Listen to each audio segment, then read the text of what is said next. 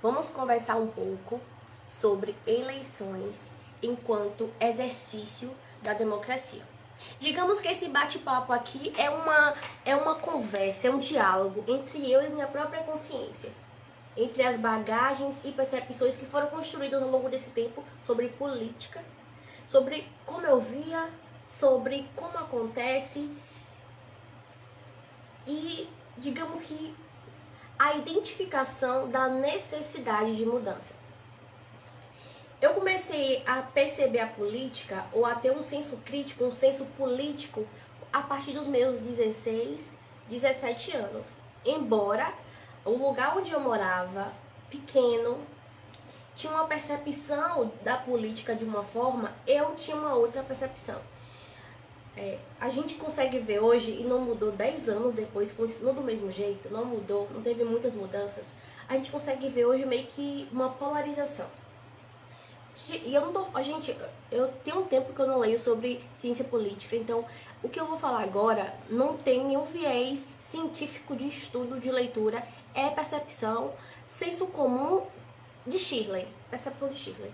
Então, da mesma forma que eu respeito a forma como as pessoas se expressam, mesmo discordando delas, inclusive eu luto para que elas se expressem, né, o direito delas de se expressar.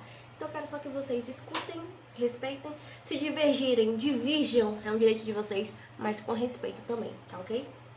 Então ok, vamos lá.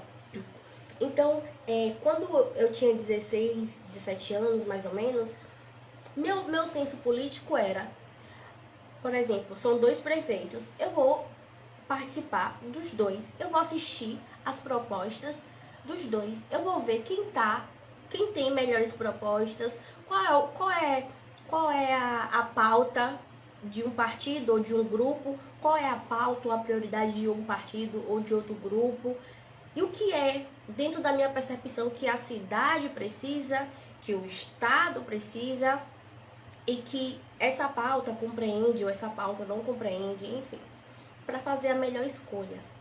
Eu assistia os 2 grupos políticos. E eu também tinha a percepção de que quem governasse, quem quer que seja, iria administrar para todo mundo. Então, não tinha por que ficar inibida, ou, embora algumas vezes eu fiquei.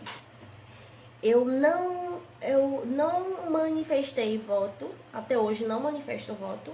Primeiro porque é sigiloso, é um direito meu, sigilo. Então eu faço bom uso desse direito, garantido constitucionalmente. Então faço muito bom uso. Mas eu entendo que quem expressa o direito, ou para quem expressa, existe uma certa, digamos que, cria uma certa inimizade. E isso é um absurdo. Porque faz parte de eleições divergências de pautas, divergências de entendimento, divergências de percepções, mas também faz pauta de interesses por trás de algumas escolhas. Grupos familiares votam numa pessoa porque não é só por questões ideológicas, é por questões de interesses, vou utilizar as expressões de recebidos posterior, entende? E eu tinha, quando eu tinha 17, 18 anos, eu tinha uma percepção um pouco romântica disso, porque eu achava assim, era um ideal, exemplo. Quando o vereador discursava que ia lutar pela educação, eu falei, isso aí, porque a educação vai gerar transformação, a educação vai mudar a realidade. Discurso, né? Deles. Então eu fui percebendo e eu fui meio que me desgostando, eu fui meio que me frustrando quando eu entendia que as pessoas faziam do discurso dela ou usavam o discurso para trazer à tona a dor do outro, ou seja, no discurso abordava dores e necessidades, mas ali era só um discurso, porque viés prático, a pessoa não tinha, o candidato não tinha nenhuma intenção direta em solucionar aquele problema.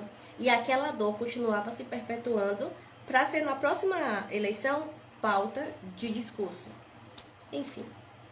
Então eu comecei a desconstruir algumas fantasias, algumas ideias românticas de que a política, apesar de saber disso, de que a política ela consegue construir, ela consegue viabilizar, é o meio pelo qual gera e alcança mudanças de realidades físicas, de realidade socioeconômica, mas eu vejo que as alianças, elas são muito mais feitas pelo viés de interesses, e são diversos, do que por um viés ideológico, de princípios, de crença de fato. Eu não falo ideológico no sentido que a política atual desenvolveu, né, o viés ideológico, mas eu tô falando de ideologias no sentido de uma estrutura pautada em valores e algumas pautas serem prioridades, como por exemplo a educação, a saúde é prioridade, a educação é prioridade. E aí eu vou me agrupar a esse grupo político, porque esses tópicos aqui são prioridade para essas pessoas, elas veem importância, elas lutam por aquilo, elas acreditam que aquilo é o que o povo precisa e vão fazer o possível que tiver alcance, vão trabalhar em prol da materialização desse aspecto. Isso para mim seria, na época, um pensamento de ideologia. Aquele candidato, aquele grupo tem ideologias ou tem perspectivas que correspondem à realidade. Agora estamos em eleições.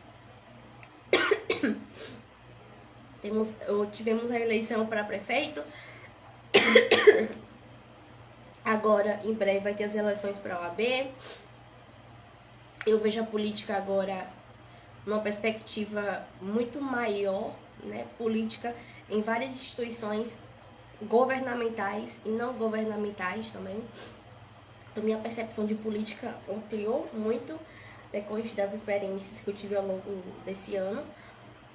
E aí que eu consigo perceber o jogo de interesses por trás disso, ao invés de um jogo ideológico. Eu falei.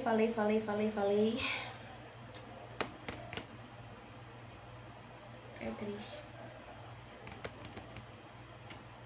É triste quando é o jogo de interesse que tá acima de um interesse.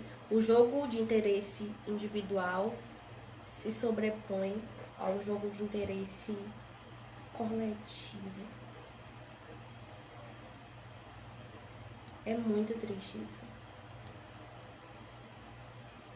Então você vê uma pessoa apoiando um grupo, um candidato, não diretamente porque as propostas são viáveis. Claro, salvo exceções, tá, gente? Salvo exceções.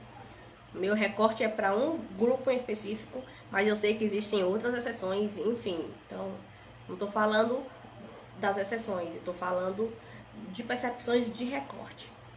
E é triste ver isso. É triste ver isso. Jogo político. Aí quando você vê alguém declarando voto, aí vai, poxa, fulano vota em ciclano, né? Agora, vota porque acredita nas propostas, vota porque existe um interesse pessoal por trás. Sempre analise os dois lados, estude os dois casos, assista os dois lados, escute as propostas, a viabilidade, faça as ponderações. Porque não importa quem ganhe, vai ter que administrar para todos. E se você souber quais foram as propostas de campanha, você tem condições de exigir ou de, da próxima vez, você não admitir que aquela pessoa esteja ou queira se perpetuar no poder enquanto não efetivamente materializar aquilo que foi proposto. Se você acompanha os dois, você consegue ter o entendimento e o discernimento das propostas feitas e daquilo que não foi alcançado. Muitas vezes o alcance não aconteceu por falta de desempenho, de trabalho, de esforço para que aquela proposta se materializasse. Outras vezes, às vezes é situações externas ou internas que às vezes inviabilizam, né? Aí tem que fazer a ponderação, mas ficar atento para que as pessoas elas não usem das nossas dores para se perpetuar no poder por meio do discurso. Só isso que eu tenho a dizer.